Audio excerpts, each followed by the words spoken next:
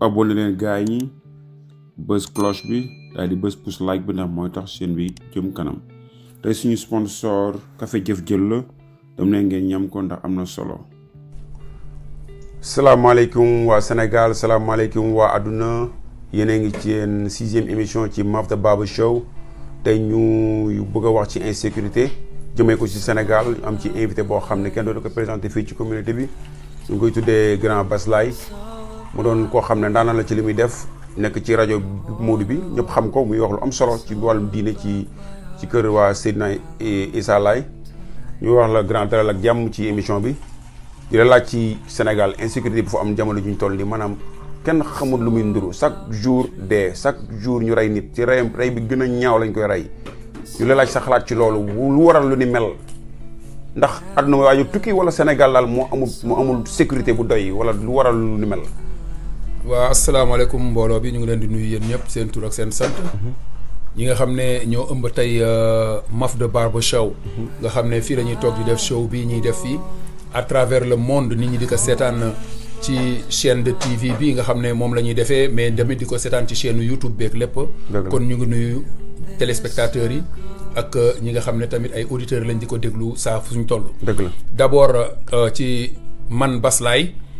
comme li nga wax rek ci présentation bi defe naa du ma présenté waat sama bopp fii ci Amérique mais du ma présenté sama bopp ci New York ci dans la communauté sénégalaise. waaye li ëpp solo comme li nga wax ci insécurité bi nga xam ne moo am sunu réew. loolu liñ ci war a mën a wax dafa bari liñ ci war a mën a wax mu yaatu. pour sunu autorités yi nekk ci biir réew ma tamit dégg ko. loolu yëpp ci biir émission bi lay xewee te fii lañ ko mën a waxee tamit. muy un cri du cœur boo xam ne dañ koy wax pour jotal sunu voix ñi nga xam ne ñooy les sans voix. ñu waxal leen pour ñu xool naka la ñu mën a àndee en unanimité saafaraal li nga xam ne mooy feebar bi am Sénégal guddi yi ñu toll muy feebaru rey yu metti yooyu ñuy rey doomu aadama yi ci anam yu woo xam ne anam yu salte la anam yu metti la te dara waralu ko ngir alalu àdduna dara waralu ko ngir soxot bi nekk foofu te nit ñi war ci waxaguñu ci nit ñi ci war a manifester wuñu ci defe naa thème bi ci loolu lañ koy accentuer comme li nga wax muy insécurité dina gën a neex fii tey ndax ay ndaanaan ñoo fi nekk ak ay borom xam-xam ñu waxtaan ci loolu. dëgg la dinañ ñëwaat ci yow gën nga leeral kon ñu jox kii di moo ñu lay laaj ne Sénégal maanaam barki démb rek maanaam chaque jour que léegi jëfee maanaam dinañu wane ci YouTube bi mbaa ñu wane ko ci journal bi wala dara ñu ne rey nañ kenn te niñ koy reyee anam bi day ñaaw soit dañ koy rendi mbaa ñu dagg bopp bi yóbbu ko mbaa ñu jël tànk yi yóbbu ko mbaa ñu jël awraam yóbbu ko lu waral lu ni mel ba tey jii nii maanaam loo xam ne amul woon Sénégal ay jamono tey jii mu bëri fa lool mu mel ni c'est normal. man moom jàpp naa ne sax yàgg na fa am de mais seulement léegi ak couvrir social media yi nii mooy tax muy gën a fës quoi. dëgg la yàgg na fa am nag mais léegi dafa gën a yées quoi parce que gars yi léegi amutuñ mooy li ñu doon wax ba paase rek valeur yi moo commencé di jeex ndànk c'est parce que gars yi dañu benn xonet boo xamante ni si soo amatul benn ngor bi rek léegi yow da ngay tu es prêt pour nga def lu nekk quoi. dëgg la. loolu laa koy gisee daal man pour man après dinaa ci xam naa gën a yaatal quoi. dëgg la waaw baax na kuy pour yow ngor mi la ngor moo jeex. waaw kon li nga wax am na solo. léegi ñu jël Youssou loo xalaat ci loolu. waaw ñu ngi leen di ziar bu baax di dalal sunu gan bi sëñ Bass Laye di la dalal ak jàmm si biir Mafda Baba Show. bon comme ni nga ko doon waxee keroog dañuy wax pare gunu le cas de Pikine am na benn femme encore bu ñu rey foofu 64 coups de couteau. 64 jam ba pare. caaroy bi waaw moom la caaroy bi ginnaaw raay waaw. ba pare ñu ngi wax ni mi ngi woon enceinte de 3 mois ñu fa doon jëm am na benn taalibe encore bu ñu rey dans la semaine tudd Fallou Diop moom ñu dóor ko mu dee. am na beneen taalibe encore mais boobu information bu pare nit ñaa ngi koy jéem a nëbb gi mais Fallou Diop moom décédé na moom rey nañ ko. ak femme boobu. mais lu waral loolu. mais lan moo ko waral parce que tamit dëkk boo xamante ne nii chaque jour da ngay toog ñu Sénégal jàpp naan fa drogue bi mais drogue bi ñoo koy use jeunes yi boo usee drogue bi nooy def après boo amul benn 100 francs boo jëndee mburu wala 10 francs boo jëndee cigarette par exemple cigarette sa jarul 10 francs mais nooy def sa yaay amu ko sa papa amu ko da nga koy jéem a uti si population bi. dëgg la yaa ngi dégg tey jii ñàkk liggéey bi. loolu da koy favoriser. am bi wala ñenn toog xonet xam ni ñoom benn instant xaalisu réew mi dafa am ñoom te ne nii. ñoom baadoole yi ñi nga xam te ni seen papa ñoo ne si ko par exemple quoi ñoom ñooy use xaalis Sénégal mais ñooñ da ngay xonet lay indi maanaam tey ji da nga naan man léegi dootuma liggéey ginnaaw affaire bi wàllum lijjanti la wala peut-être nekkul mbir moo xamante ni nii du ñàkk nu ma ko amee baax na ba pare sunu force de défense et de sécurité bi tamit ñi ngi def seen lu nu mën mais tamit nguur gi ne leen jàppale pour liggéey bi mën a jaar si yoon quoi defe naa loolu lépp xam naa dinañ si gën a mën a ñëwaat insha allah bu ñu dalalee suñu gan bi am contentement tamit ñu bokkee moom jotaay bi quoi dëgg la mu nekk grand bu baax nekk grand bu xel mu sell xam nga ci waxam ñëpp rafetlu ko mu doon ab ndaanaan dëgg kon dañuy delluwaat ci moom di ko wax ne ko maanaam ndax jotul ci nguur gi maanaam mu jël ci ay mesures parce que balaa mbir mi di jéggi dayoo ndax boo xoolee fu mu jëm chaque jour rey te ñi rey jàpp ñu leen ba léegi foogoo ne ni maanaam tey jii nii maanaam échec la ci état bi duñu ŋàññuñu état bi tax ñu fee toog mais ñu jël ay mesures au moins ñu xam ñan ñoo def lu mel parce que chaque fois boo xoolee ci semaine bi ñu génn ni lu mat chaque jour am nañu ku ñu rey bu ñaaw nag te boobu léegi ñi ko def jàpp ñu leen ndax état jotul état bi jël ci ay mesures. waaw dafa jot sax bu yàgg parce que xam nga réew aussi il faut que ñun ñu ñemee waxante dëgg en tant que sénégalais ndax man jàpp naa ne du ñu wax ci dëkku jàmbur parce que xamuñu fa. dëgg la sénégalais lañu. Sénégal lañu juddoo. Sénégal lañu màggee. Sénégal lañu fas yéene ak lu nu nekk bitim réew Sénégal lañu fas yéene ñaan yàlla delluwaat. dëgg la ak lu nu am ak lu nu mën a ñàkk fa lañu fas yéene delluwaat. parce que foofu la ñu am. foofu ñu am nag tey bu ñu sañoon du ñu sax toog fii dañuy am ñëw jël si liñ fi war a jël si kàttanu sunu borom ñibbiwaat ci kàttanu sunu dem bokk kook ñu ñu ko war a bokkal te yàlla rek tax. tey jii dëkk boo xam ne étranger bi. nekkul en sécurité le sénégalais bi fa dëkk nekkul en sécurité ki bëgg a dem te xamul Sénégal di ko dégg nekkul en sécurité réew bu tolloo foofu y a problème et ce problème dafa jot pour que tous les sénégalais ànd pour xeex loolu ci anam bu gën a sell anam bu gën a yiw anam bu gën a rafet ak loolu war fa mën a jeex parce que bu yàggul rek maa ngi fàttaliku ñun bi ñuy gën a nekk xale mais da ngay génn sa quartier dox ci beneen quartier guddi ba fajar doo gis ku la sonal ci dara mais Sénégal léegi waxuma la guddi bëccëg sax bëccëg dañuy agressé ay nit barki dem rek gis naa ko dañuy agressé ay nit loo xam ne yow mënatoo comprendre lan mooy Sénégal et li gën a yéeme ci nit ñi mooy heure boo tijji newsu Sénégal journaux bu mu mën a doon ci journal yi am na rey fait divers moom rey chaque jour am na rey bu amul rey am na jam même bu nit ki deewul maanaam saa boo yeewoo crime am na Sénégal te nag war nañu xam lan mooy sabab loolu sabab bi ñi koy def ñëpp majorité bi ay jeunes lañu. tey facteurs yi mën a tax jeunes yi arrêté loolu dafa bari. armée sénégalaise ñaata jeunes ñoo ci dem. def seen formation après 2 ans ñu libéré leen. jàngal nga leen xeex. jàngal nga leen ni ñuy yoree fetal. jàngal leen ni ñuy tiiree jàngal nga leen ñu am fit. mais ñooñu ëllëg ñu génn ñu libéré leen amuñu fu ñu dem liggéey ji capable nañu def yi gars yi di def. mbër bi entraîné at saison bi ci ay 2 ans 3 ans passés président CNG di la wax ne làmb ji y a plus de 6000 licenciés ay mbër yu signé contrat am licence su mbër te ñi ciy bëre ci saison bi matul 1000 mbër mais léegi les 5000 et quelques yooyu nu ñuy mujj bu ñu entraîné ba pare mën nañu dem nekk ci mbedd mi. booleeg nag booy ndaw yi nekk ci quartier yi. toxi boon suba toxi boon ngoon bëgg lu yomb bi nga xam ne yow bëgguloo def dara bopp koñ suba bopp koñ ngoon bëgg sa solu bëgg sol dàll bu bees bi génn bëgg sol jean bu bees bu génn bëgg di lekk di naan yor gel bi mais il faut que nga defi ji loolu ci mbedd mi état aussi daf ci am part de responsabilité bu rëy part bi état bi am mooy ñoom tey ñun suñuy gouvernants nos dirigeants mais dañ leen escorter ci lépp seeni biir kër ay gardiens ñoo fa nekk ak ay policiers wala ay gendarmes seeni bureau ay gardiens fa nekk ay policiers ay gendarmes bu ñuy dugg seen oto dañuy ànd ak ay garde corps ak lu ne fu ñuy dem ci milieu ci foule bi dañuy ànd ak ay ñu leen escorter mais ñooñu kenn du leen laal donc ñen ñooy def loolu ay baadoola comme ñun baadoola yi ñooy génn di agresser seen morom yi baadoola yi di leen rey mais lu garaaw la te dafa jot aussi autorités yi génn di wax ci télé yi ci médias yi ci rajo yi ak lu mu mën a doon pour di sensibiliser askan bi wax ñaawlu tuuti ci loolu mais y a un terre boo xam ne kenn xamul lan la ñëpp dañu noppi kilifa diine yi aussi dañ ci war a wax parce que Sénégal bu tolluwaan fii ku mel ni ci jamono maam Abdou Aziz Sy Dabakh dafa daan wax yal na yàlla yokk ay leeram te yërëm ku mel ni Serigne Abdoul Ahad Mbacké yal na yàlla yokk ay leeram te yërëm da daan wax bu Sénégal tolloo fii ku mel ni Seydina Maam Alassane Laye xalifa général Laayeen ci jamono boobu yal na yàlla yokk ay leeram te yërëm moom it da daan wax mais tey kenn waxatul kenn waxatul nañ si ñëwaat loolu yëpp ay facteur la yi indi lii nii jeunesse bi aussi manque de repère moo leen pousse lu ci ëpp ci lii nii bëgg lu yomb li nga njëkk a wax sànq bëgg a toog defoo dara te bëgg a am lépp mais te defoo dara di nga defi ji leneen lu dul loolu yooyu yëpp moo fi nekk pour l'instant wax ji rafet na macha allah xam nga li nga indi macha allah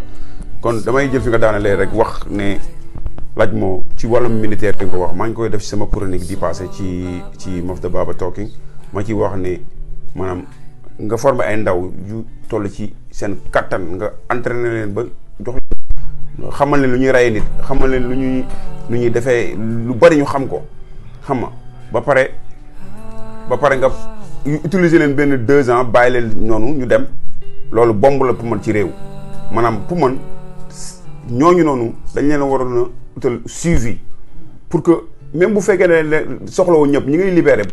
parce que moom mii nekkoon na ci armée bi mi ngi wax ne 1000 personnes ñooy dem ci 6 mois bu ñu leen di formé mais bu ñuy jël presque 20 lañ ciy jël léegi 980 yooyu yëpp nga bàyyi la ñu taxawaalu après da nga leen di libéré léegi yow boo leen yóbbul ñu boo leen bu ñu amul mesure d'accompagnement rek day yomb pour ñu tergiverser man dem ci beneen côté bi xam nga yow foogoo ne loolu moo war a mën a tax parce que ñii façon rey yi ñuy rey léegi ay ren day yu kenn xamul man jàpp naa ne ku ñu jàngal rey moo war a mën a xam ni ñuy reyee noonu parce que Sénégal loolu amu fa bu yàgg. non loolu dafa leer parce que lu ci gën a bëri gars yi noonu suñuy génnee ñu amatul lu ñuy ragal jàngal nañ leen rey affaire boobu noonu yow comme nga nekk benn ku régulier nii rek li ngay ragal ak yooyu militaire ragalul loolu parce que rey lañ ko jàngal. so li ma problème bi mooy loolu quoi parce que ñoom tey jii Sénégal amul police bu doy. gendarmerie doy ñooñu noonu bu ñu leen libéré tey jii war nañ leen mën a placer ci police yi wala gendarmerie wala police comme ça ñoom ñu wàcc ci terrain bi parce que yu ci bëri nii comme kan moo doon expliquer keroog ni gis nga buñ ko doon agressé foofu noonu Pikine bu mu demee ba après xaw ma Kër Massar xaw ma mu ngi wax benn policier nangu fa sax dem parce que dañu moom foofu noonu du seen zone. dëgg la xam nga loolu du yoon fii nii tey jii. boo buñ la agressé fee ci kaw ne ay par exemple beneen koñ. suñu wootee foofu soo wootee fi 9/11 bu fa kenn nekkul 911 bu fa kenn nekkul. ñi nekk fii bu nekkee ñoom ñoo gën a jege dañuy dem ñoom. of course xam nga loolu noonu tey jii kon yow par exemple yow nga nekk sénégalais di fay say impôt ak lépp ñu lay agressé fenn nga jóge fa bàyyi fa kooku mu ñëw xëcc sa porte oto jël lu muy jël taxaw foofu bougé wu. nga dem ba beneen secteur nga wax ko policier bi. nangul ñëw fa parce que du zone am te ñoom zone boobu noonu peut-être ñett wala ñeenti policiers fa nekk. du yoon effectif bi ñooñu noonu waaw mooy li ma lay wax tey jii effectif boobu noonu tey jii ñi nga xamante ni si ñoom ay militaires la ñu retraité wala lañ leen a libéré lan la ñuy def du ñu jël ñoom ñu def la ñu nekk police wala ñu nekk gendarme pour gën a gérer sécurité dëkk bi. dëgg la sinon bu nekkee loolu mënuñu ko ñun askan bi ñu jëlal suñu mesures yi suñuy bopp. képp du yomb tey ji koñ boo dem am na gars yi fa ne comme ñëw gars yu bëri ñu toog di teg jëm defuñu dara lu ci gën a bëri nañu former seen sécurité bopp taxaw ci koñ bi ku fa def dara ñu daj ñu diggaale ko ak yow. non bu boobaa anarchie day am li nga wax xalaat bu rafet la mais parce que non waxuma anarchie bi de parce que tey ji comité vigilance la soo gisee nit ñu koy agressé nga dem dajee kooku noonu gars tey ji koñ bu sécurisé wu nga am fa lu mat ay 20 jeunes ñuy def loolu da ngay xool agresseur duñ fa sax traîner bu ñu xamee ni gars yi ñu ngi. mais li nga wax wër ci koñ bi di ko liggéey duñ fa traîner. li nga wax am na solo mais foog ma maa ngi jégalu léegi damay bokk ci affaire yi parce que tamit damay am sama xalaat xam nga. parce que fii moom Baba Shop la freedom la xam nga mais li nga wax am na solo mais damay jàpp ne maanaam bu nit di fajal boppam rek bu boobaa maanaam mun na indi leneen. te gisul nañ ko fi ay jamono waa Pikine meroon nañ fi ay jamono gars yi xam nga ñu fajal seen bopp. maanaam ba affaire bi jéggi dayoo. dañoo mujjee parce que pour man après buy dox maanaam ñiy doxal ñoom ñoo war a ut seen i mesure jël seen i mesure maanaam ut sécurité bu doy yokk police bi baa ñu yokk militaire yi wàcce leen ci terrain bi mais pas civil yi. civil yi bis bu ñu jëlee ne dañuy fajal seen bopp rek anarchie day am te anarchie bu amee rek maanaam réew mi day gën a yàqu. fa laay waxee quoi li nga wax am na solo. non xam nga expliqué la foofu sax loolu noonu buy am du nekk da ngay tëb rek. nga taxaw ci koñ bi ni ku fi agressé ma def la da ngay dem police ñoom ñu foog ñu jox la benn licence wala ñu reconnaître la ak ñëpp ñi ngay àndal bu nekkee 20 jeunes la police foog mu yor seen identité ñoom yor seen lépp jox leen carte mu leer ni ñii ñoo représenté koñ bi fii am na fi da ngay dem yenn neighborhood tubaab bi da ngay fay gis ñooñu noonu man sama koñ am na fa benn ku nga xam ne militaire la woon dafa retraité loolu lay def mais man ñëpp xam nañu ko foofu noonu booy ñemewuñ def dara foofu noonu li nga wax na solo mais man li ma ci fàttaliku jamono jooju ñu su bëri buñ jàppewoon sàcc sax dañ koy sàcc dañ lay dóor ba nga dee parce que wala ñu takk la yóbbu la ci parce que dañoo amoon fitu def ko parce que joxoon nañu permission ñu def loolu ñu dem boo exagéré ci pour man loolu solution pour man loolu baax na mais lu solution parce que ku dëkk yu mel ni Afrique pauvreté maanaam pour nit exagérer ci loo ko jox droit boo ko jox nii rek day jéggi dayoo. mais est-ce que éliminer kuy wër di ray nit ñi gënul ñu bàyyi ñuy éliminer civil yi nga xam ne dañuy dem di liggéey pour yor seen njaboot. ñu bàyyi saa yi wax sa am na solo xam naa tàng na doo bàyyi mu dem. c'est que bu ñu bàyyi saa yi su bàyyi xool ci xalaat. c'est que Mafal. li nga expliqué non c'est bien mais. maanaam gis nga comité de vigilance yooyu. amoon na suñu koñ quoi. yooyu des fois da nga gis ab par exemple benn ancien militaire bu ne si koñ bi sax da koy jiite wala nga gis benn gendarme wala policier bu ne si koñ bi sax. day dajale booy koñ bi jiite ko mais moom duñ ñëw jël responsable loolu. ok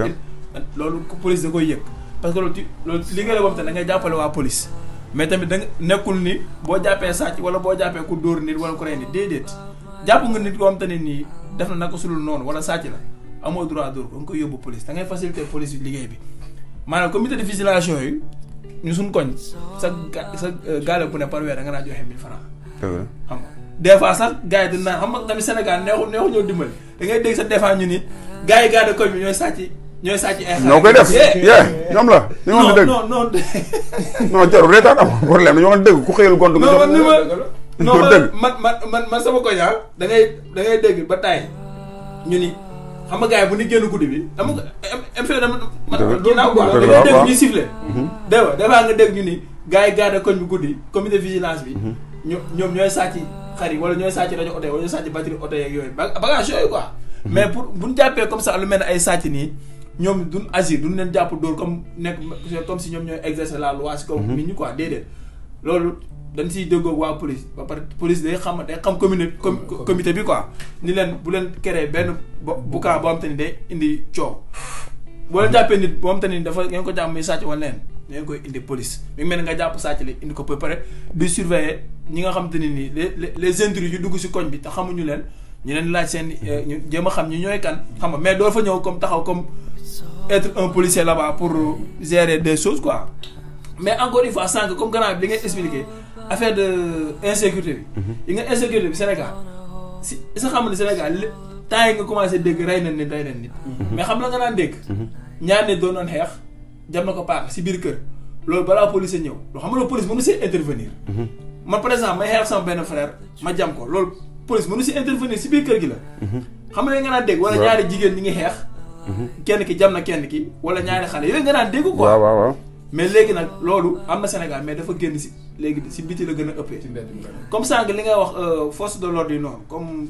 militaires yi ñeneen ñi recruter après ñuy beere chaque 4 mois.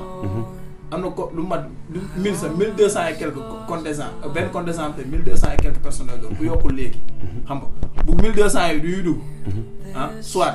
1200 ñi ngi libéré. ñu rengagé si ay 25 wala 20 wala maximum 50 wala peut-être par chance ñu daal di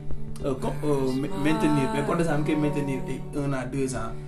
ñu daal leen di bàyyi comme man contingent bi ma nekkoon maintenir Abdoulaye Wade maintenir 1 an mais après dañ ñoo wax libéré bi ñu libéré ab si laa def concours yi daal di jàll. xam nga mais man loolu état jeune soldat sax man nekkee jeune soldat mën naa xalaat man ni mais xam nga loolu tamit boo ren ni da ngay xalaat quoi nit ki nan ko mën a jàngalee. performance yëpp en qualification d'armes et lépp nga bàyyi ko mu dem est-ce que xam nga am na ay infirmiers sax da leen bàyyi ñu libéré. armée da leen jàngale ay infirmiers da leen bàyyi libéré ay chauffeur poids lourd da leen di bàyyi ñu dem ay cuisiniers qualifiés da leen bàyyi ñu dem ñoom tamit dañuy am parce que booy waaj a geexal da ngay am une formation dafa am lu naan FQE formation de qualification d'emploi. da koy def pendant 4 mois maanaam booy quitté armée dañ lay utal benn qualification boobu tamit da ngay am diplôme bi boo génnee tey. mën nga dem liggéey faneen mais dana la ko jox ba pare mais après loolu doy diplôme bi. dëgg la amu ku lay encadré. dëgg la loolu benn la moment bi Sénégal moment Macky Sall moment bi fi recruter ASP yi mais ñaata ancien militaire nga nekk si àll bi ASP xam nga dañ leen jël ñu ñëwaat si police bi di liggéey di jàppale gendarmerie yooyu mais ancien militaire duñ leen jël xam nga loolu lépp c'est des cas yi ngay wax ñëpp gars yi ñu ngi koy wax. dëgg la luñ ci wax mais yow lan moo koy wax ñoom si lan problème budget la pour libérer non problème budget dëgg la mais xamal lu waral ba mu man dañ si ñëwaat parce que li nga am na solo mooy lii lu war a mën a tax tey jii ni fay fu ñu fayiree mooy jeunes yooyu noonu yëpp maa ngi wax ci sama chronique bu ba tey mooy nga former nit mu nekk ci jeune am 25 ans 20 ans maximum minimum 30 ans maximum ah nga former ko comme li nga wax sànq ba mu mën a rey mën a xam ni ñu manier arme am fit parce que da nga koy torturer ba mu ba moom xolam day dee nga utiliser ko bàyyi ko noonu mu dem génn ko ci société maanaam après amul yow benn suivi xam nga mu dara màgg dem 33 ans 34 ans dara war a am jaboot war a gis ay xaritam yoo xam ne tey jii ñi tekk na ñoo jàngi moom tekkiwul deful dara non da koy lijjanti. ma gis naa si benn solution xam nga ñooy recul chaque 4 mois maanaam année bi contingent par 3 contingent la chaque 4 mois am na contingent bu dugg mais boo jarul ngay léegi boo xamee ne am na ko dugg nga libéré ci des mais jar na nga espace formation bi comme ça nga jël 1200 année bi yëpp ñooñu duñ libéré ñooñu bu ñu duggee après la formation ak FKA dafa am FKA mais ñooñu dañuy continuer seen service actif duñ libéré chaque 1 an nga dugal comme ça concours gendarmerie wala police. dëgg la ñu ñëwaat ci yow li nga am na solo lañ jox grand Bastaye man grand fu muy daanee laa wax moom maanaam li mu joxee mooy solution bi mooy gars yi pousse ni ko sax formation bi mais man pour man jarul ñuy pousse formation bi pour man lii rek la solution bi mooy la vallée du fleuve Sénégal xam nga Sénégal am na zone bu ci nekk boo xam ne tey jii nii am na en matière de culture waaye en matière agricole maanaam yow am nga foo xam ne Sénégal am na fa manquement tey jii nii bu état bi jëloon Sénégal dafa vaste am na ci partie région yoo xam ne maanaam dafa rëy ba te am na loo fay war a mën a def ci en terme d' agriculture dina jariñ askan bi ba ñu am autosuffisance alimentaire jeunes yooyu ñoo ñuy former nga xam ne seen ndaw lañ toll pourquoi pas ñu former leen en base de Sénégal li mu soxla pour que après bu ñu mënul jël ñëpp ci armée bi ñu orienté leen ci secteur boobu noonu nga xam ne Sénégal daf ci am manquement trop te dañ koy bàyyi ginnaaw di topp ci formation bi ni rey jàngal ni ki rey jàngal ni ki nu ñuy manier arme ëllëg nga jàngal ko nu ñuy bayee pour que après nga mën ko déployer foofu noonu bu fekkee ne yow da ngay xam fa ma mais boo nee militaire du bay gars yi Sénégal la yor de ñoom pour ñoom militaire du bay alors que boo demee Indonésie maa ngi koy wax sama chronique ba léegi Indonésie seen militaires yi maanaam parfois day dem jàppale ji seen baykat yi ndax yow jotul loolu yow ñu doxalee noonu. waaw bi mu jotee sax dafa yàgg. dëgg la parce que tey xam nga nit mënul wax ci lu mu xamul dara. te boo dégloo Youssou léegi ci biir kàddoom da ngay xam ne def na service militaire. dëgg la xam na aussi li muy wax lu mu doon parce que lu mu maîtriser la. te foofu la Sénégal toll. man defuma service militaire. mais maa ngi wax ak nit bërki démb rek ñuy waxtaan nii ma ne ko gis nga man tey su ma amoon doole Sénégal. wala ma nekk président Sénégal. cette jeunesse bii nga xam ne tey jii dañu nekk une jeunesse boo xam ne dañu perte repère. parce que une jeunesse boo xam ne seen adduna yëpp ci fecc lañ ko bëgg a teg. dëgg la adduna yëpp ci way lañ ko bëgg a teg ak làmb. ñu leen di gëmloo ne foo bi mooy facteur de développement ci dëkk. naxaate weesuwu ko. xoolal caméra bi waaw. naxaate weesuwul loolu. parce que ces dirigeants là bi lay gëmloo ne làmb tey facteur de développement la. moom jéemul dugal doomam ci làmb dugalul jarbaatam ci làmb dugalul mbokkam ci làmb. kii ñëw ci fecckat bi di ko gëmloo ne fecc facteur de développement la kazaalika noonu moom benn famille nekkul ci milieu fecc boobu donc yooyu ay brainwash la naka laa ko mën a waxee. dañ leen di dëpp seeni xel. dëkk nag bu pauvre bi nga xam ne njiit yi bugguñu population bi yeewu dañ leen di fuger di leen nax maanaam dañu mel dañ leen di takkal ay œillères comme fas ni ñu koy takkalee nga xam ne du gis benn côté. ci kanam biñ ko wan rek lay gis. noonu la ñuy def seen population pour di leen mën a nax te dafa jot tey ñu yeewu. ci biir militaires yi. tey burul rek militaire yi jeunesse bi nga xam ne tey man su ma amoon doole Sénégal muy fecckat yeeg yenn mbër yeeg yëpp mais da nga leen di organiser d'une manière li ñuy am ci làmb at bu ne wala di toog di fay saison bi tëggu bëriwuñu amuñu dara loolu dafa war a jeex mooy naka nga leen mën a dimbalee tey Sénégal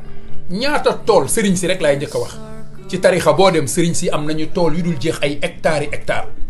mais jëlal ay nit yóbbu leen foofu ñu jàngal leen naka la ñuy bayee ñii naka la ñuy jëmbatee nii naka la ñuy jiwee nii naka la ñuy defee lii mais at bi bu jotee ñuy liggéeyal ñooñu mais dañ leen di fay du affaire u taalibe ak sëriñ déedéet ay ñaan du affaire bi da ngay dem di liggéeyal sëriñ bi di la fay. ñeneen ñi comme li nga wax léegi ñu jël leen Sénégal dafa vaste am na ay hectares yoo xam ne lépp ay terrain vide la te suuf su nangu la ñu am ci suñu biir réew mais nga jël jeunesse boobu yóbbu leen ay écoles yu mel ay bi nekk Yaraax nu mu tudd te nga xam dañ fay jàngale ay affaire u bay yeeg affaire yooyu Orstom moo may tere wax tur bi def naa noonu la tudd sax. xam nga yóbbu leen foofu ay formation 2 mois 3 mois la. ñu jël xale yooyu yóbbu leen ci tool yi mais ñuy liggéey ñu leen di fay dëkk ñëpp mënuñu nekk ci bureau. dëgg la y a pas de sot métier dëkk ñëpp mënuñu nekk ci bureau. mais ñun sénégalais dañu bëgg a bu yomb bi. beneen bi ci des armée bi comme li nga wax ay 1200 personnes nga leen di jël chaque 4 mois après libérer presque 1000 yi. 900 wala libérer presque 900 et quelques yi. 80 mais loolu du dem alal bi ñuy jël di ko yàq ci biir ay Sénat alal bi ñuy jël di ko yàq ci ay jabaru nu mu tudd ambassadeurs yi alal yi ñuy jël di ko yàq ci meeting yi. alal yi ñuy jël di ko yàq ci lépp Sénégal maanaam insécurité yemul rek ci rey nit ak agressé. nañ ci ñëwaat. agression yi am moo gën a pur bi état bi di def ci biir sénégalais bi. du ñu fi nekk pour dénigrer état man je ne suis ni pour APR ou le Macky Sall je ne suis ni pour Abdoulaye ak le PDS je ne suis ni pour personne parce que je n'ai jamais voté dans ma vie. mais dama lay wax ne je suis apolitique. mais damay wax ne nañu indi solution yi rek. solution bi ñu mën a indi. tey hôpitaux yi li ci xew ci hôpitaux yi. nit feebar sonn nekk dans le nekk ci njaaxle dugg hôpital di saigner deret di tuuru ñu lay wax mënuñu la jël parce que amuloo xaalis boo fay wala mënuñu la jël parce que docteur bi nekku fi mais loolu dafa grave loolu agression la. insécurité agression la insécurité la. dëkk bu toll ni Sénégal ñu am géej ah am lan nu mu tudd suuf su nangu ñu ne pétrole nga fa gaz nga fa zircon mu ngi fa ñu lay wax ay am naaj ñu mën a am ay solaire mu mën a taxaw foofu ñu lay wax ay coupure courant mu ngi am ba léegi mais yooyu agression mënu ko weesu. géej gi nekk fa Lac de Guiers ak leneen lépp ndox di manqué mais agression weesuwul loolu. yooyu yëpp c'est des formes d'agression.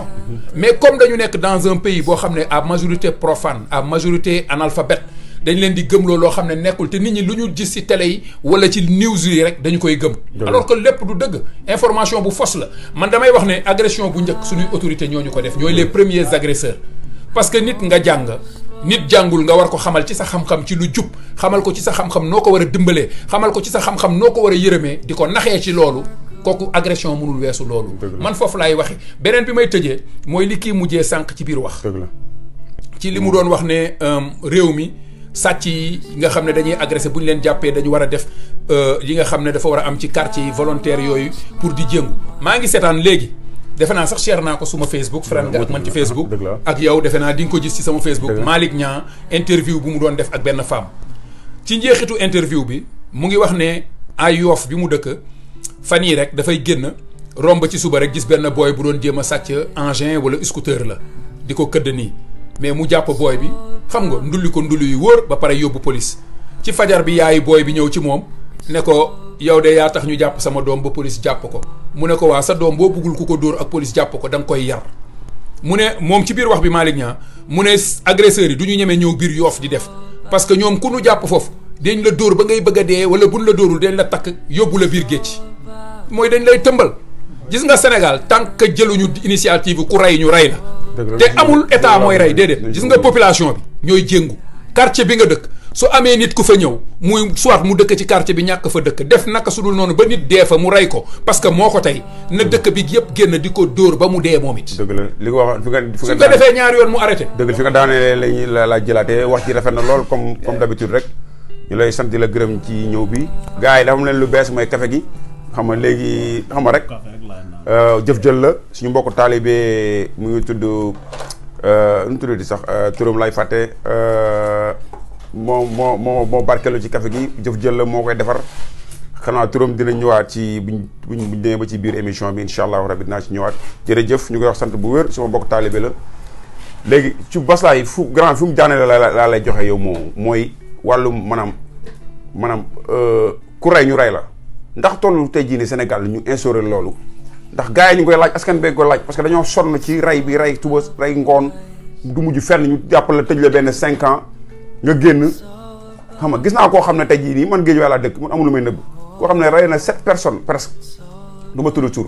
ñu tëj ko presque 2002 lañ ko tëj ba 2019 lañ ko génnee parce que dañ ne dafa am bonne conduite ci biir prison bi nga yaakaar ne loolu loolu yoon la. loolu moom du yoon moom sa waay nu mu ko waxee rek parce que tey gars yu bëri li ñuy def loolu moo tax ñi koy def parce que xam nañu suñu ko defee dara du leen ci fekk du ñu tëdd 100 ans du ñu tëdd 25 ans leer nañ leen nga bëri ga ba bëri 10 ans la ñuy tëdd xam nañ loolu moo tax ñu kon def li ñuy def te xam nañ ni kenn du leen rey xam nañ ni Sénégal doxewuñ l'islam ci côté kii bi parce que dëkk boo xamante ni si par exemple 95 xaw ma 98 ñëpp ay musulman lañ ba pare yow loi yi lu mu tënkoo ci 2% yi la gën a tënku penché wu que ci majorité bi loolu moo andi problème bi parce que tey ji yow lu la neex nga fay def dangay rey nit dem def benn 2 ans am mbokk bu nekk ci kaw sa ndijaay bokk na ci gouvernement doo sax def 2 ans da ngay génn te tey ji am na gars yi nekk jeel ñu tëj leen foofu noonu ñoo xam ne ay portable lañ sàcc yow naka ngay sàccee portable bëgg a def plus de 10 ans kaso yow ku nga xamee ne dafa rey nit def 2 ans wala 5 ans génn nekkaat ci biti di continuer di rey parce que xam na ni am na papaam wala ndijaayam bu nekk ci gouvernement mooy li ci doon expliquer rek problème bi du sax population bi looy gën a xool ñi ci kaw la loolu noonu mooy tere ne pendant des années moo tax muy wàcc di wàcc bay dugg ci biir gaale yi ba ñi nga xam ne yow ngay am benn entitlement booy wane ne yow man su ma def tey yi da nga nekk comme par exemple da ngay nekk ci koñ benn gars nekk ci koñ bi ndijaayam nekk député wala lu mu mënti nekk soo leen amee problème sax man bu ko leeree ne yow yaa ko mën attan na la jàmm parce que xam na lu naa ci kaso wala 25 ans du ko def loolu nag mooy màgg ba kii li muy wax man d'accord naa ci loolu d'accorduma comme par exemple ku rey erreur parce que mun na am parfois nga xeex ak nit ñëw di la xeex nga taxaw défendre sa bopp rey ko loolu buñ ko mën a jàmm te mënoo def sam mais ku fi agressé nit rey ko ñu wàcce la nga rey ko buñ la rayal nga tëdd 100 ans amul génn jugé pare nga amul bel amul dara 100 ans ngay tëdd jeex na bu ñu ko defee gars yi nañ changé mais du ñu ko def dëgg la ci li nga daan laaj dafa bëri Sénégal tey jii bu fa nit rayoon nit xoolal kii lu mu expliqué rek ci cas bi nan nga sa doom agressé ñu dóor ko yóbbu ko police au lieu que nga dem ne ko da ngay yabaate lii moo baax ci yow nga ñëw ci ki nga xamee moom dafa taxawal yoon nga naan ko yow yaa tax ñu tëj sama doom mooy mais kenn bëggul ñu yar kenn bëggul Sénégal kenn bëggul ku la yaral sa doom day mel ni yow parent bi yow dafa sa war ñaata rey sa doom ñaata yar sa doom ba léegi mu ñuy lor ñeneen ñi loolu du yoon ku yarul sa doom sa biir kër yaral la ko ci mbedd mi dëgg loolu ñoo am sa dëgg mais li ma la yow laaj comme moom lu fu mu daanalee mooy est-ce que tey jii ni maanaam comme dëkk bi ñu nekk mooy États-Unis bu la neexee après nga tàmbali ci li nga boobu après nga tontu question bi mooy dëkk bi ñu nekk États-Unis boo fi rayee nit te nga tey ko nga tey ko ñàkk ko tey maanaam boo ko teyul sax maanaam di nga tëdd te bu tayee ba ndaw di nga tëdd 10 ans nga tey ko moom perpétué la maanaam amul sa condition de libération la maanaam est-ce que taxul ne tey Sénégal li war a tey rey yi bari mooy da lay leer na yow bu bëree ba bëri 10 ans ngay tëdd wala 5 ans ngay tëdd kon nga am fitu rey damay rey ba pare def li may bëgg a def ba pare su ma demee tëdd ko jeex na parce que da ngay gis ku dëkk si koñ nekkoon bandi rey ay nit rey yu ñaaw def ay affaire yu garaaw ñëpp di ko tudd jëkk ba saa gis ko ci biti day yokk fit ñeneen. non léegi comme exemple États-Unis sax ba tey sax États-Unis sax teguñu loi ku rey ñu ne parce que nee nga dañ lay tëj à perpétuité. non am na état yu am ba léegi abaruñ ko. am na état yam te ni boo rey ñu rey la. boo tey xam nga problème bi.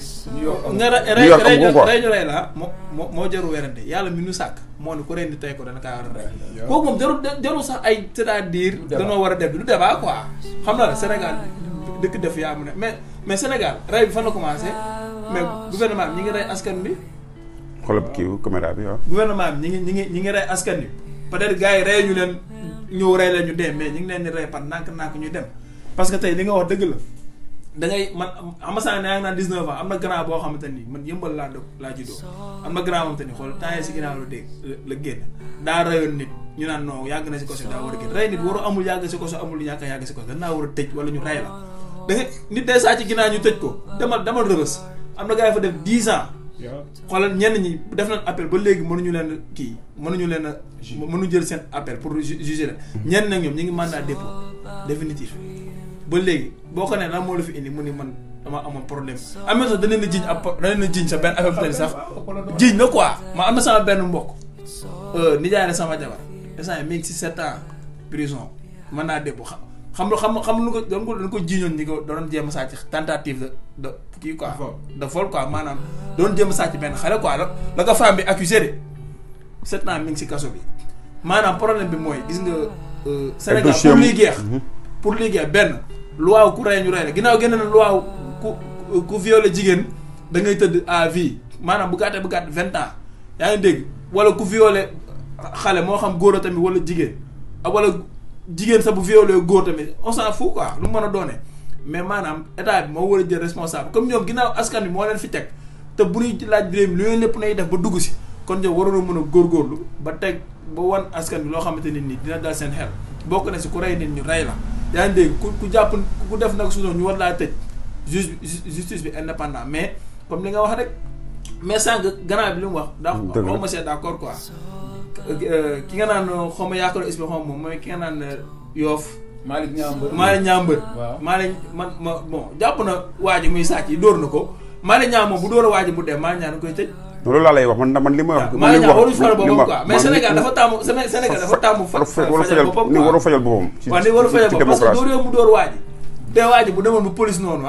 ut certificat médical Malick Niambër moom certificat médical boobu waa ji bu si amee ITT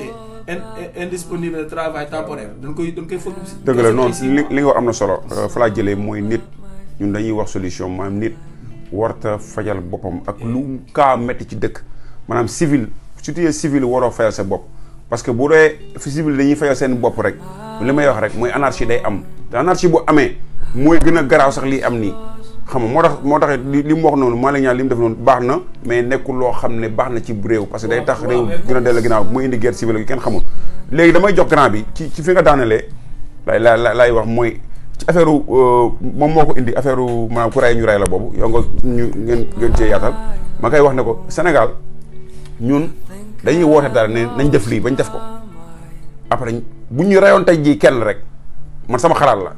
nga gis ne non dañ ko war a arrêté non rey baaxul kii mi bu rey ni waruñu ko rey léegi man damaa yaakaar ne xëy na peut-être suñu njiit yi xam nañ loolu suñu ñun maanaam sénégalais dafa émotif maanaam dafa am yërmande bu mag maanaam mën ngaa rey nit ba pare ñu ne dañ lay rey ñu ne non du fi amee non kii dafa soxor warul am ndax loolu yow nekkul lu nekk gàllankoor ba tey damay wax ne du gàllankoor faux débat la rek xam nga lu tax mu nekk faux débat réew ku ko bëgg a defar da nga koy teg ci njub ak yar ak dëggu réew mënta avancer te population bi jubuñu réew mënta avancer te population yaruñu réew mënta avancer te population bi jànguñu réew lu koy doxal ñett yooyu la sëñ Abdou Aziz Sy Junior Al Amin dafa ñëw fii première année bi mu njëkk ñëw fii Amérique yal na yàlla yokk ay leeram fa mu tëdd te yërëm ko bi mu ñëwee ci jàkk ji ñu toog nii jumaa ji Malcolm Shabazz bi ci Malcolm Shabazz bi fi la nekkoon di def waxtaanam boobu Zawiya Seydi amagu fi bi muy waxtaan ba mu yàgg xam nga moom dafa xarañ macha allah mu ne ambassadeur u Chine daf ko mës a invité foofu Sénégal ñu toog diina reer ba pare di waxtaan mu ne bi ñuy waxtaan mu laaj ambassadeur mais Chine ci at yu yàggul ne rek kenn déggu ko woon dégg boobu mais ci diir bu ndaw rek dafa jékki rek jug ba presque nekk 2e puissance économique ci monde bi lan moo waral loolu ak fan ngeen teg loolu ci fan ngeen sukkandiku ba loolu nekk mu ne ambassadeur bi xaw a ree ba pare tontu ko ne ko ci ñett rek lañ ko teg ci yar njub ak liggéey dëgg la te loolu mooy àdduna sunu diine sax loolu la ñu wax nit bu bëggee réussir ci àdduna ñun sunu yonent alayhi salaam bi yàlla indi ci sunu diine muy islam dafa wax ne bu xam-xam jëree dem ba Chine nañu fa dem pour uti ji ko kon ñun kenn waruñoo gën a mën a nangu njàng wala uti ci xam-xam gëstu ci lu mu mën a doon mais xam nga comme li ngay wax nii sénégalais dafa am benn émotion bu ne ci moom benn sensibilité bi ne ci moom yooyu yëpp naxaate la parce que gis nga réew suñ ko bëggee bàyyi nii Sénégal commencé tey jii Sénégal bi day dem ba mu ci kanam chaque jour nit dina génn ñu rendi ko te du mujj fenn te loolu il est grand temps ñu arrêté ko parce que nos politiciens doo leen dégg ñu rey leen doo dégg ñu rey seen doom parce que dañ leen sécuriser ñun baadoola yi nga xam ne amuñu ñu dimbali ci loolu mais ñun ñooy reyante ñun ñooy rey suñu bopp ñun la ñuy rey réew mënuñu ko defar ci condition boobu islam Youssou wax na ko léegi diine ji ñu gëm moo ñu njëkk a wax ne ku rey dañ ko rey ku rey dañ koy rey Sénégal ngay gis tey comme li mu wax léegi am na ku sàcc ginaar nekk 100 mètres 10 ans mais Sénégal pays laïque la tamit am na non laïcité boobu ci këyit rek la yem le Sénégal est un pays laïque on n'en disconvient pas ñun ñëpp gëm nañu ko mais le Sénégal est un pays en majorité musulman. Même su fekkee ne catholique yi ak ñun dañuy dund dans la cohésion ñun ñëpp ñu nekk ci jàmm le Sénégal est un pays bi nga xam ne les musulmans ñoo fa ëpp mais ñun musulmans yi ñoo am problème boobu aussi ñun ñoo am problème boobu tey ji lu suñu diine tere yëpp ñun ñoo koy def ñun ñooy sàcc islam dafa tere sàcc ñun ñooy fen islam dafa tere fen ñun ñooy naan sàngara islam da koo tere ñun julliti ñoo koy def ñun ñooy war islam da koo tere y a des ministres sénégalais yi nga xam ne tey ay jullit lañu am na ay ministres catholiques yi nekk ci biir état Sénégal doo dégg benn ministre catholique ñu jiiñ ko sàcc doo dégg benn ministre catholique ñu jiiñ ko loo xam ne wala mu ngi saaga wala mu ngi xas moromam ñun julliti ñoo koy def ñun julliti ñooy ànd ci xastante ñun julliti ñooy ànd di warante ñun julliti ñooy ànd di defante lu bon kon ñun ñooy problème mu Sénégal te ñun ñooy majorité bi léegi leneen li ci des yëpp li ñu mën a wax pour Sénégal tegu ci yoon bi mu war a tegu foog ñu jël matukaay une loi c'est une loi et nul ne peut être au-dessus de la loi et force doit toujours rester à la loi parce que loolu mooy dëgg loi mënta am loi wu Bas ak loi wu Youssou ci benn dëkk benn loi lay am Bas ak Youssou ñoo ci bokk yem su Bas awee yoon loi bi dal ci kawam su Bas teggee yoon loi bi dal ci kawam su Youssou awee yoon loi bi dal ci kawam su Bas Youssou teggee yoon loi bi dal ci kawam lan mooy su awee yoon mooy su nekkee ci yoon amul dara ak problème ak loi bi su wàccee yoon rek loi war a tegu ci kawam ñun ñëpp ay sénégalais lañu bi ñuy jógee Sénégal di ñëw Amérique kenn waxuñu boo wàccee ci aéroport JFK bi ñëw New York boo sawee ci mbeddu Amérique dañ lay jàpp wala dañ lay jox ticket kenn waxuñu ko mais bi nga ñëwee ci dëkk bi xool yaa xam ne this country people clean nit ñi ci dëkk bi dañu am nu ñu civilisé jàngal leen ko ba ñemee woo saw ci mbedd mi Sénégal fii da ngay bale sa kër ba mu set def ko ci mbalit takk ko wàcc ci suuf teg ko ci poubelle bi kenn du ko sànni ci mbalit ci mbedd mi parce que boo ko sànnee ci mbedd mi bu la auto sanitation bi gisee wala police dañ lay bindal ticket nga fay su dee xaaral bu dee Sénégal da ngay gis ku bale këram ba mu set sànni mbalit bi ci mbedd mi ñu wax nga ne mbedd buur la mais loolu ci insécurité la bokk ku génn këram saf saw taxaw ci mbedd mi di saw ñu wax nga ne insécurité la agression la insécurité la dëgg la mais incivisme la ci la bokk bu leen ci insécurité la mais nañ ci ñëw manque de civisme insécurité la parce que yow sa droit fi mu jeexee fa la droit wu nit ki commencé boo demee bay amputé ci diggu droit wu jàmbur mooy ci voie publique bi penc bi li ñëpp a bokk c'est parce que insécurité taxawaat dëgg la dinañ ci ñëwaat li nga wax li nga chaque fois rek lu may wax de mooy macha allah lañ lay wax li nga wax am na solo mooy fi nga daanalee mooy incivisme boobu nañ ci ñëwaat nañ ci benn émission bu gën a yaatu gën ko yaatal moom dina ci ñëw ñu gën ci wax maanaam li waral sénégalais yi maanaam loo wax ñu ne mbedd buur la maanaam sànni salte fu xamante sañ boo ñëwoon fi sañoo ko fee def sañoo lekk ci mbedd bi di ko sànni ci mbedd bi ak leneen ak leneen soo kon ñu sant grand bi bu baax a baax a baax te xam ne émission bi xam nga ala daw mi na ba pare ndax invité bi tooy nii boo ko amee moom da ngay def loolu sant ñu koy wax ne ko muy ñëw boo saa yoo amee jot rek ak képp koo xam ne bëgg nga ñëw Mafda Baba Show nii lay demee saa su ne xam nga mi ngi gën a guddi dañ ko fi yemale gën a yaatal ci yeneen i émission xam naa ne bii ñëw dañ koy gën a yaatal ci incivisme bi ci insécurité bi ñuy dolli wàlle ci incivisme pour que xam nga rek lépp rek pour askanu Sénégal xam nga ñu comparer ñaari dëkk yi par rapport ak xam naa ne sax gën a ñëw yaatal ci sécurité fii nii maanaam damay bàyyi ñu gën a xabaabal tuuti rek parce que te ñu naa ba pare par rapport ak moo yor nga laaj maanaam lan la xalaat ci comparé maanaam sécurité bi am fii ak insécurité am Sénégal boo doon comparé yow ci benn une minute yow lan nga war a wax après ñu tëj. bon man boo leen comparé da nga naan Sénégal amul benn sécurité. non matuwaay yi nga gis comme fu may waxee mooy boo nekkee fii ni ngay gisee chaque une minute nga gis nit ñi maanaam police da lay romb chaque une minute police de waaw. boo leen comparé da nga naan Sénégal amul sax sécurité. du tout. parce que mooy li ma la wax parce que gouvernement bi ñii li ñuy taxaw gouvernement bi li ñuy dox Sénégal seen gouvernement bi contraire bi la ñuy dox ñii dañuy dox ci luy jëmale nit ñi kanam. suba ngoon dañuy def patrouille. chaque jour boo wootee tey jii problème bu am boo wootee bala ngaa coupé police taxaw sa kanam. doguma la boo Sénégal soo wootee di nga toog 2 heures de temps duñu jaar wala duñu sax am oto bi du am gaz du am essence pour ñu ñëw. doguma la. te loolu noonu fii tamit dama koy wax du ma la wax doguma la. boo fi ñëwee boo wootee 911 li ñu njëkk a laaj dañ ñaan la ndax arme génn na boo nee arme génn na ci saa suñu yegg si. mooy li ma lay wax parce que tey jii dëkk bi dafa bëri ñu dëng tellement que ni ñoom la ñuy dem njëkk bi bu nekkee dafa am fu danger nit war fa mun a dee foofu mooy priorité. bu nekkee da nga accidenté oto bu dara xoos oto bee xoos yow dara dalu la yow yaay te da ngay xaar xam nga loolu ba léegi ay norme la tegu ci yoon la quoi parce que tey jii nit du nekk fee di nàcc yow nga wooma da nga xoos sa loxo bi mun nga xaar ci kii nàcc nar a dee laa njëkk a dem après ma soog a ñëw ci yow Sénégal nag da ngaa amul sax option yooyu dëgg la jërëjëf waaye jërëjëf moo ñu ngi sant ñu tàggoo nañ ba pare dañuy ñëwaat rek xam nga di sant ñëpp ñu fi toog ci Bass di Youssou dinañ ci ñëwaat ci yeneen émission gën a yaatal ndax xam nga rek temps bi moo ñu ko moyul xam nga wala am la ci bëgg a sànni. non c'est que li ma bëgg a wax mooy maanaam américain ay nit la ñu nekk Sénégalais yi nekk ay nit. ñuy nooy ñoom ñuy nooy yàlla jox ñu xel jox leen xel. waxal bu baax yàlla jox leen xel jox ñu xel. am lay problème bi ñoom seen i njiit. ils respectent la loi. pourquoi pas suñu njiit war nit naa ko bañ a respecté loi bi loolu kese la. dëgg la lépp si kaw la commencé la bu njiit respecté loi bi rek affaire yi dox. mais bu ko respecté wul dara du dox. dëgg la waaw dañuy delluwaat rek xam yaa ma gën a gis moom waaw loolu ci sànni ñuy jërëjëfal ñi fi toog ñëpp di leen jox dig daje ci yeneen i émission tey Pape bi na xam naa gisul leen ko fii moo tax xëy na peut-être moom ala daw moo yor caméra bi xam nga tey yëgul boppam quoi daa xaw a nee na day bàyyi ba beneen yoon caméra bi la sentir tey moo ko yor mook daam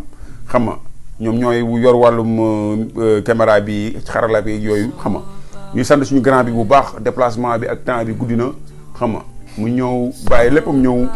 ñu wax képp koo xam ne am nga envie ñëw bokk ci émission bi mën nga ma contacter wala nga contacter moom yi xam nga ndax ñi sos émission bi ci la bokk wala nga xool kii yëm tuddi sax Youssou Badiane dina ñëw ci yeneen émission Khalifa dina ñëw Faye grand Faye dina ñëw xam nga fii daal thème yi ku ci sentir ne am nga loo xam ne war nañ ko war a mën a wax ci Mafda Baba Show you welcome contactez-moi je suis disponible xam ngeen fi ngeen may fekk sama shop mbaa ngeen woo ma sama WhatsApp wala sama Instagram foo dem moo woo rek man damay wuyu xam nga ñu yaatal ko luñ bokk la lii du yëfu kenn du yëfu ñaar dëggale nañ ñu ñoo ko sos xam nga surtout moom mii nga xam ne moo la tudd ak Khalifa mais Khalifa fan yi daa xaw a jàpp mais dina ñëwaat mais yëfu ñëpp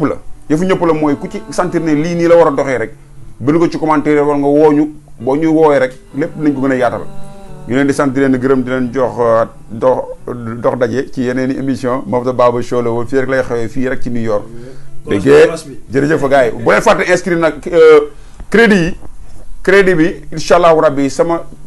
dama ko fàttee jënd quoi mais xam naa recensé naa ñi nga xam ne dañoo commenté ñëpp bind seen numéro jël naa ñëpp dinaa leen yónnee crédit dama leen koy partagé nag ñëpp parce que nit ñi dañoo bëri te tamit maa waxoon damay jox ku nekk mais nit ñi dañoo bëri mais damay jël ku ci nekk dinaa la yónnee sa crédit incha allah ndax diggee bor la maa ko waxoon ku ne di nga jot sa crédit incha allahu rabbi Mafda Baba Show la woon fii rek lay xew ci New York jërëjëf